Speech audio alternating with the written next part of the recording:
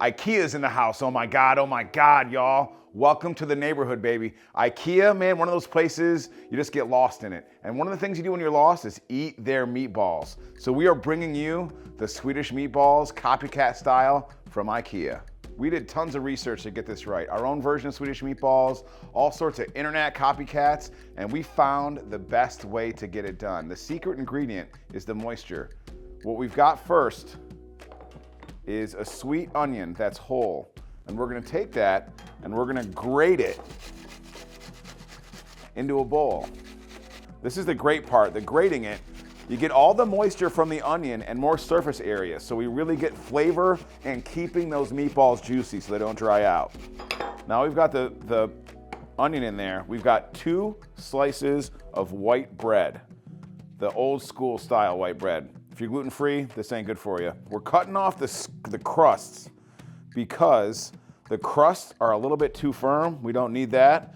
Then we're gonna take our 2 slices and we are gonna cut them into the tiniest cubes we possibly can. Taking all that bread, I'm gonna mix it in with these onions. I'm also gonna throw in, by the way, a splash of milk for a little bit of moisture too. Then I'm gonna sit for at least a minute after I've stirred it. So we're gonna get all that moisture.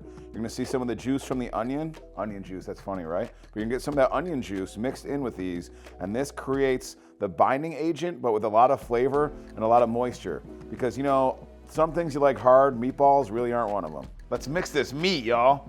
Got a big old bowl. We're gonna put in our onion and white bread mixture. Bottom of this thing, get every little part of it out, get as much of the liquid in as I can.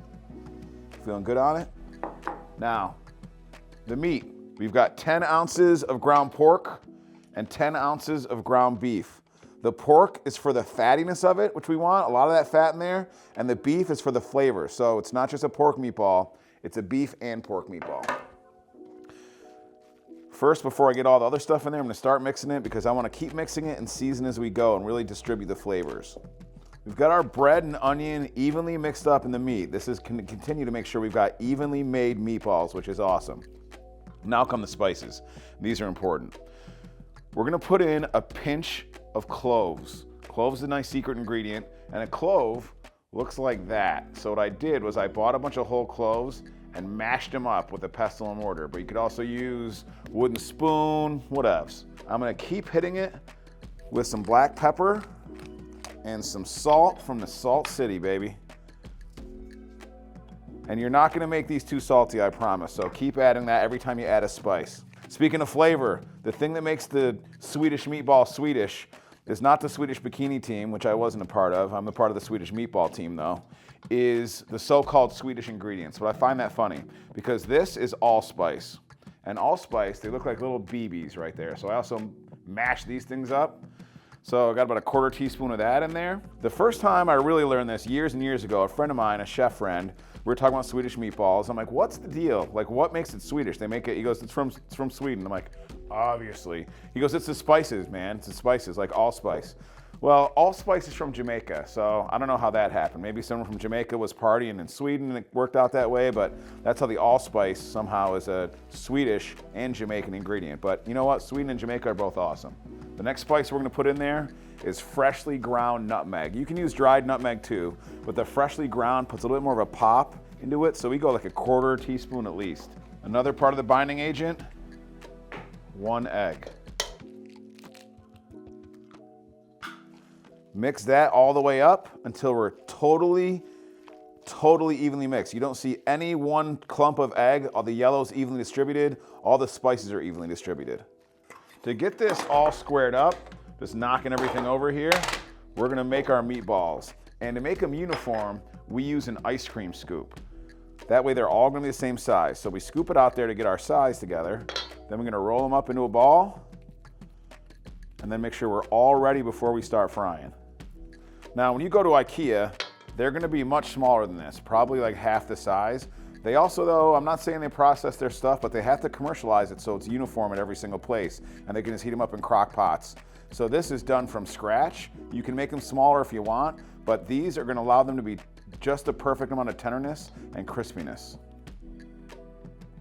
Now it's time to fry up these meatballs. A little vegetable oil, and we're gonna do them half at a time.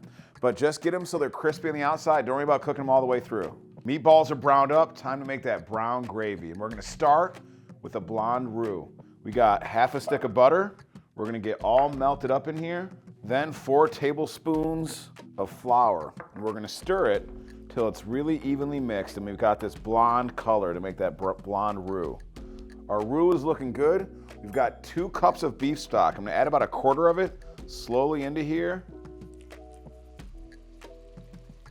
Stir that up a bit. Then I'm gonna take a whisk after I've got this evenly mixed.